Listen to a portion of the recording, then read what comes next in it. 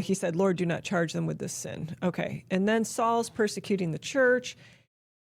And then, let's see, Philip, the evangelist, has an episode where he preaches in Samaria, and then the Lord tells him to go preach to the Ethiopian, baptizes him, sends him on his way, and then he's translated somewhere. And then Saul has his conversion, and then we've got Cornelius and his family being born again. And I mean, it just goes on and on. I'm only to chapter 10. It's like, this is the first outpouring. So with the second outpouring, how much more can we expect? We saw boldness.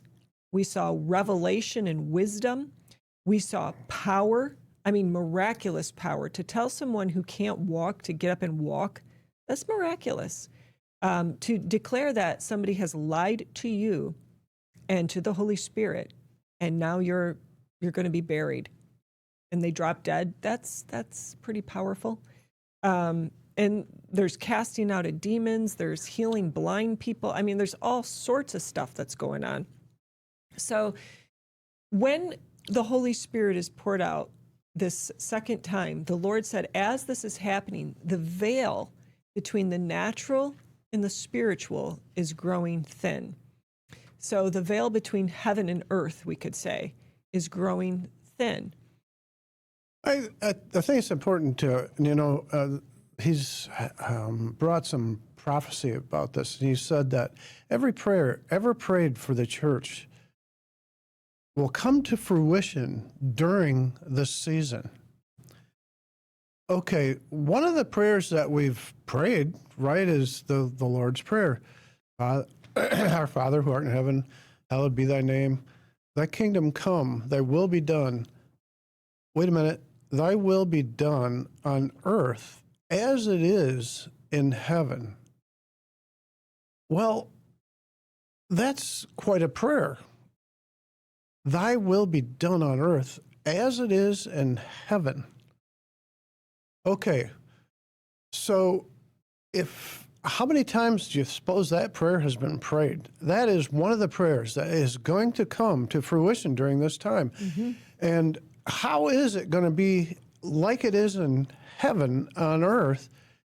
It's going to be because that veil is growing thin. And I can tell you right now, as a prophetic voice, it is becoming thin. There are more people there are more people seeing into the eternal realm rather than what had used to be. It's just amazing to hear what people are seeing and what they're doing with the Lord. Mm-hmm. And so that veil being thin,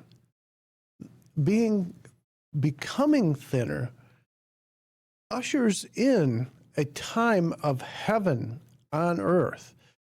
Now, I'm not sure what we got written here, but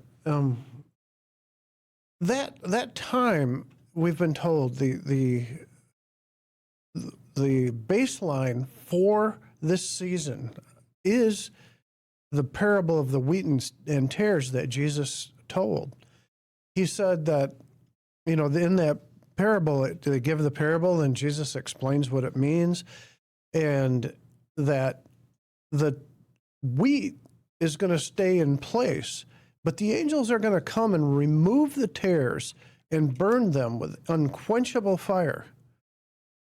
Okay, so what do you think is going to happen on earth when the evil ones are gone?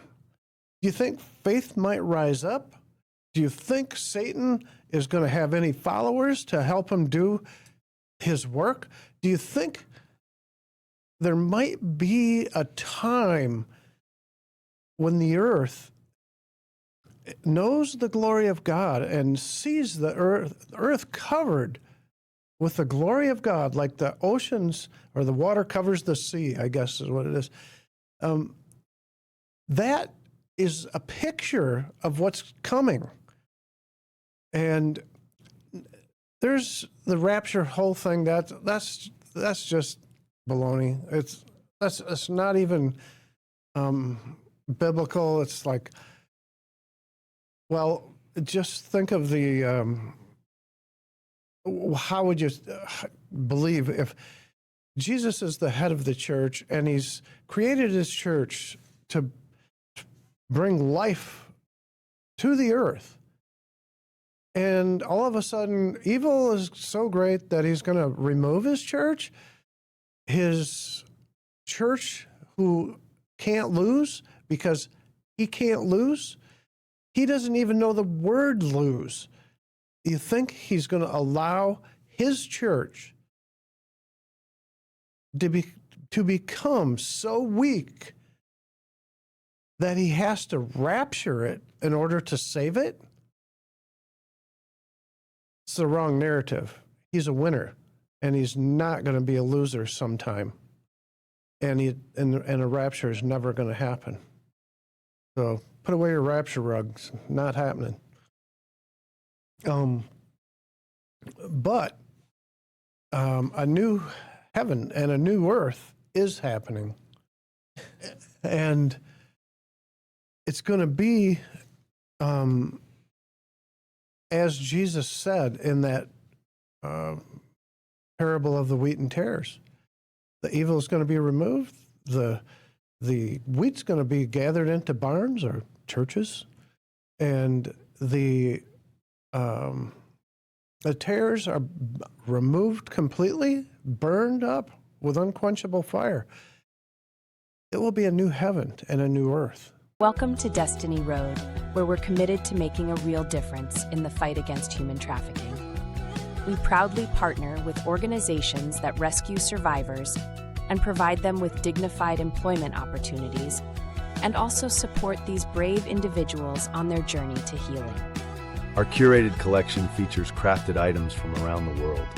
Handmade jewelry, leather purses, bags, coffee and tea. We also offer books by authors Tiffany and Kirk. You can find their books through Amazon by searching for Tiffany Root. Thank you for joining us in this important mission. Visit us online at destinyroadstore.com.